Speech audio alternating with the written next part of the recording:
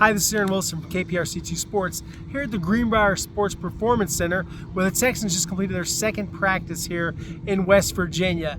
And it was an improvement from the offense overall, although there were still, I thought, too many interceptions. There were 2 picks by Kamari Lassiter. He's had a great training camp, and you guys saw my conversation with Kamari. He's absolutely primed for a big second season. The former Georgia Bulldog, known as the Locksmith, good nickname for a corner, especially one of the caliber of Kamari Lassiter.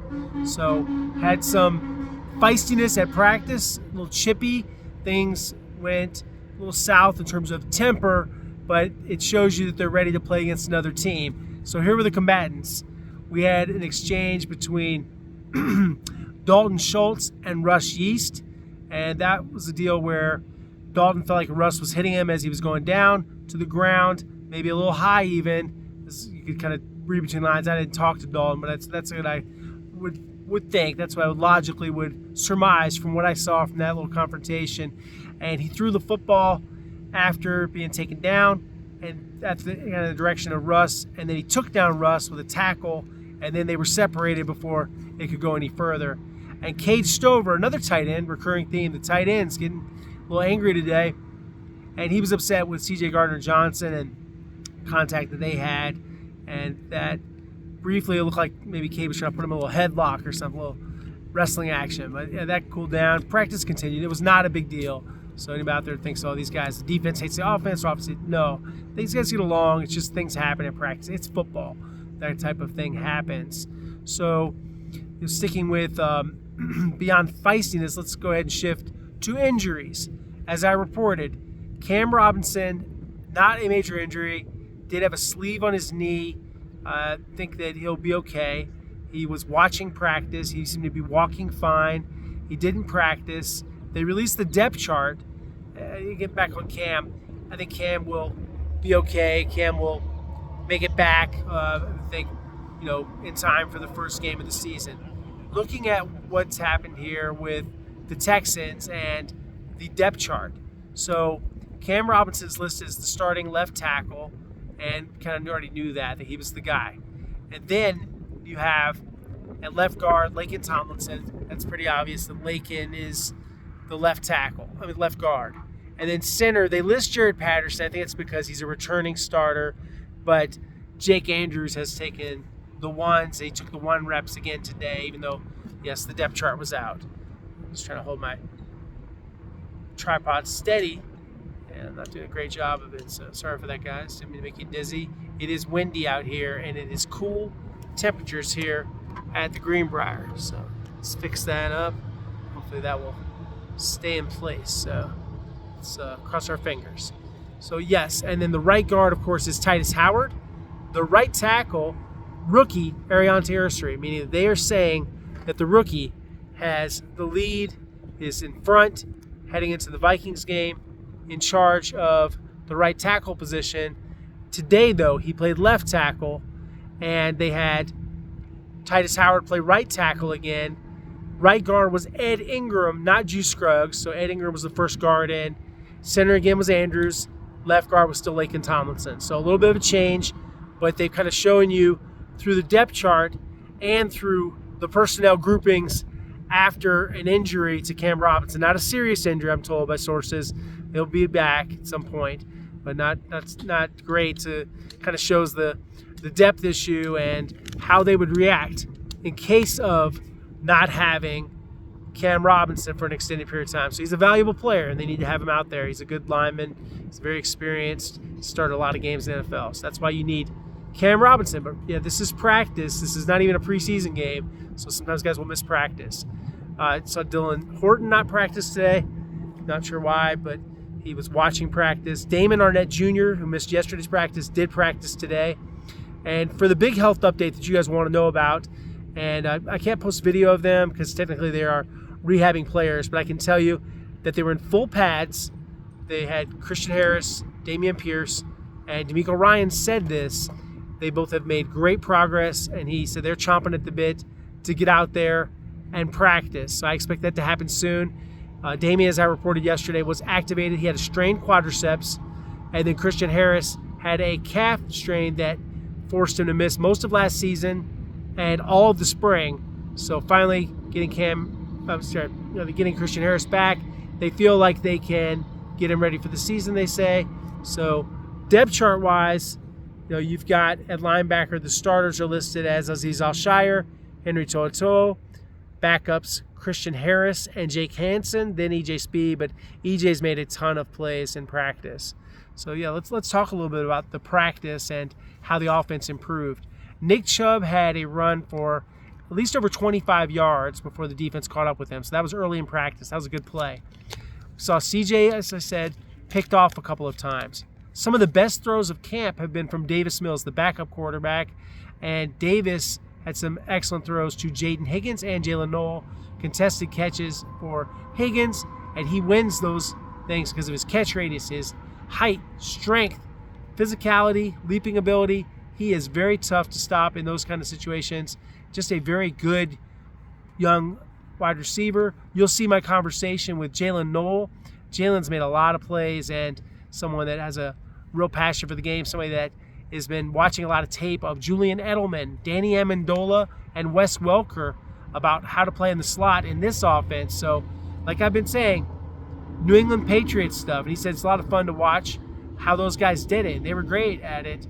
He is a different style. I'm not making comparisons. I'm just saying it's the position he plays. But he's run after the catch. Those guys are good run after the catch too. He just runs a faster rate than they do. He's a different kind of athlete. 4.39, 42-inch vertical leap. Almost like a running back the way he can run after the catch. So, yeah, different. And I would say with Julian Edelman and those guys, that's cool. I mean, that's a good comparison and all of that. What I find even more interesting, though, is that they will use more than one slot in these offenses. So that's good to see.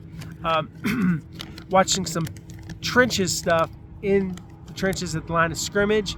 I saw Ariante Ursary hold his own against Will Anderson Jr. He was beaten by him some, but he also held his own. So did Ladarius Henderson. He did a good job on an Anderson rush. Danielle Hunter, very quick around the edge as usual, but I'm a broken record on those guys. They're outstanding. Just great football players, and they love practice. They get after it every single day. Going through some of the things here, and I'm glancing down at my little roster here. I thought Azeez Al-Shire was very active today. He's been all over the ball. It's just been a very strong camp for the team captain and defensive signal caller, the guy with the green dot, the guy that's the brains of the defense, along with D'Amico Ryans, communicating the calls to the rest of the guys. So interesting to see that. Kalen Bullock made a lot of plays when we were in Houston. Not as many here, but I don't put anything into that, any stock into that meaning anything. I would just say overall, you've seen more plays with Lassiter here at the Greenbrier. And then looking at C.J. Stroud in his day, I thought it was better than what he did on Monday. I thought he improved. I thought he took better care of the football. It was a rough practice, maybe one of C.J. Stroud's worst practices. He'd probably tell you that. It wasn't a great practice by him, but I thought he played a lot better. And the offense looked a lot better today. So that's encouraging to see that. Looking at a couple of the other things that went on, we've still seen Nico Collins make a lot of plays, seen him really active in terms of leading the younger guys and just being that mentor to the young players. Still seeing some good looks from Jar Jordan and what he does in terms of cuts, very quick back. I thought Woody Marks is starting to make some progress and make some more plays, so that's also good to see from Marks. And you look at Nick Chubb, and I think this was one of his better practices that he's had since joining the team. So encouraging to see that. Like I said, it's feisty. They're going to play the Vikings soon. And I think it is probably time for the Texans to face a different opponent. So looking at some of the other, I guess I always want to talk about injuries, and so I want to go through that a little bit for you and give you some updates. So non-football injury list guys: Joe Mixon, Elijah Huzzie. Elijah Huzzie expected to miss the entire season, tore his ACL at the East West Shrine Bowl. And Joe Mixon still making progress. Haven't seen Joe here. I don't know if Joe is here. I think he may be back in Houston. But yeah, I think that's not a sign of lack of progress. It's more just the reality of, does it make sense for him to travel or whatever. But yeah, we haven't seen Joe at all. But he's been at the facility working out, doing his thing. So yeah, we'll see Joe at some point. He's still angling toward the Rams game, the season opener, when the games actually count. And so going through some of the other guys, Denico Autry, progress from the knee injury, has run on the side, has worked out, done a lot, but is not ready to practice. They're thinking about the first game. Derek Barnett, I'm told, will be back in a couple of weeks. Undisclosed injury, don't know what he has. Kurt Hinish, knee injury, some pain he's been dealing with, and don't know when. Sorry about that, guys. When got my tripod and caused a little movement there. So sorry about that. If that alarmed anybody at home. I'm okay. Tripod and my phone are okay as I try to steady it here. So, thanks. And this is the joy of remote stuff. Sometimes those kind of things happen. But I was going through the injury report and I got distracted by equipment issue that I had there. Foley Fatukasi, shoulder.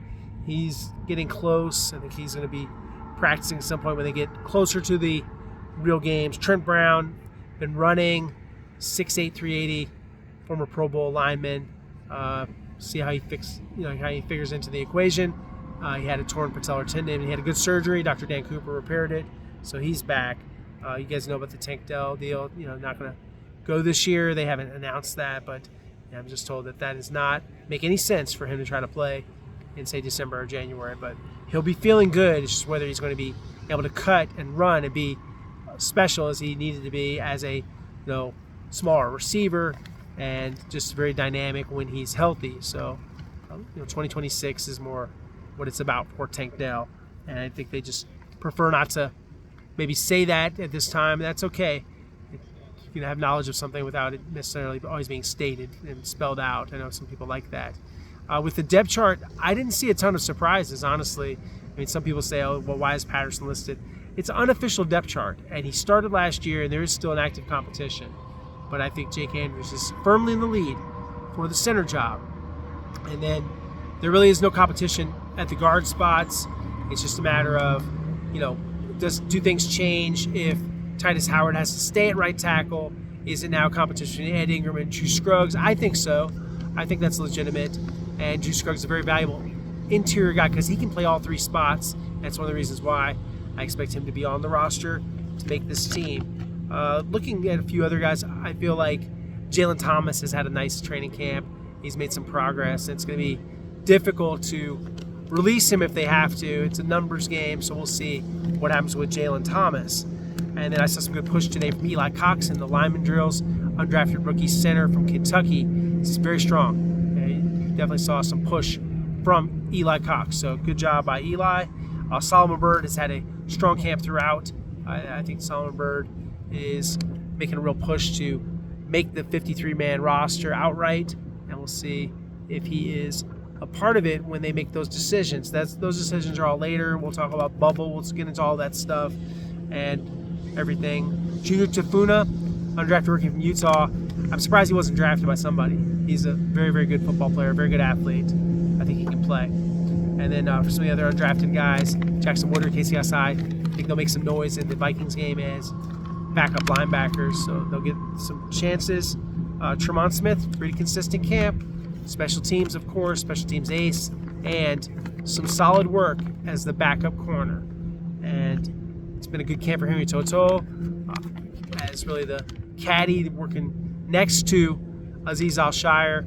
Toto is a very good football player in his own right, takes good pursuit angles, he's a good tackler, and I think that they will have some action for him too when the season starts. Maybe some blitzes for Henry, because I know he can get there. And sorry about the wind and tripod issues here, but let's see if we can close this out strongly. Guys, thank you for the comments, everybody that's been joining there on the channel and weighing in with your comments. I see them all, appreciate them, try to respond to everybody, at least in some way or another.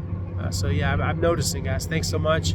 Thanks for your support here as I take this show on the road to White Sulphur Springs, West Virginia. Please watch, like, subscribe. Watch me on television with Randy McElboy at KPRC2. And you can see me on, of course, here at Air Wilson Sport, my YouTube channel, And I'm on Instagram, AaronWilson7128, and Twitter/X at AaronWilson_NFL. Guys, until next time, look forward to our next conversation.